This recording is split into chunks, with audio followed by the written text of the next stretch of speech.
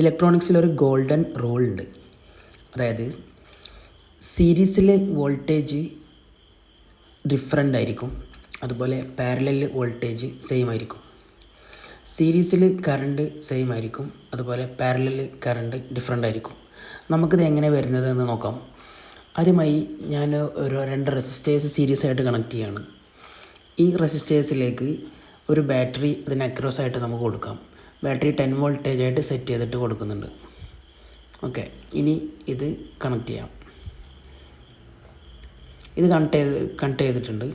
ഇനി നമുക്ക് ഒരു വോൾട്ട്മീറ്റർ കൊണ്ടുവന്ന് വെക്കാം. ടോട്ടൽ സർക്യൂട്ട് വോൾട്ടേജ് വരുന്നത് 10 വോൾട്ടാണ്. നമ്മൾ മെഷർ ചെയ്യുന്ന സമയത്ത് മെഷർമെൻറ്റിന് ഇട്ട് കഴിഞ്ഞാൽ 10 വോൾട്ട് കിട്ടും. ഇനി നമുക്ക് ഒറ്റ റെസിസ്റ്ററിൽ മാത്രം 5 വോൾട്ടേജ് കിട്ടും. അപ്പോൾ ആക്ച്വലി ഇതൊരു വോൾട്ടേജ് ഡിവൈഡറാണ്. അതായത് ടോട്ടലി ഉള്ള 10 വോൾട്ടേജ് ഡിവൈഡായിട്ട് പോയി 5 വോൾട്ട് പ്ലസ് 5 വോൾട്ടായിട്ട് മാറി.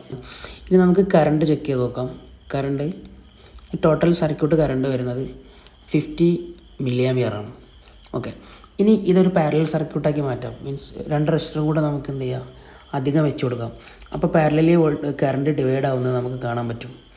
അതായത് ഇപ്പോൾ ടോട്ടൽ 100 മില്ലി ആമ്പിയർ ഉണ്ട്. ഇനി നമുക്ക് മുകളിലുള്ള സീരീസ് കോമ്പിനേഷനിൽ എത്ര കറണ്ടാണ് പോകുന്നതെന്ന് നോക്കാം. മുകളിലെ സീരീസ് കോമ്പിനേഷനിൽ അമ്മീറ്റർ കൊണ്ടുവന്ന് വെച്ച് കഴിഞ്ഞാൽ അതിനകത്ത് നമ്മൾ മെഷർമെൻറ്റ് എടുക്കുമ്പോൾ 50 മില്ലി ആമ്പിയർ അതിലൂടെ പോകുന്നു. താഴെയുള്ള കോമ്പിനേഷനിലൂടെ അപ്പോൾ എത്ര പോകും, 50 മില്ലി ആമ്പിയർ പോകും. അപ്പോൾ ആക്ച്വലി പാരലൽ കോമ്പിനേഷനിൽ കറണ്ട് എന്ത് ചെയ്തു, ഡിവൈഡായിട്ട് പോയി. സീരീസ് കോമ്പിനേഷനിൽ കറണ്ട് സെയിം ആയിരിക്കും ത്രൂ ഔട്ട് എല്ലാത്തിലും. വോൾട്ടേജ് സെയിം ആയിരിക്കും parallel. Okay, this is the golden rule.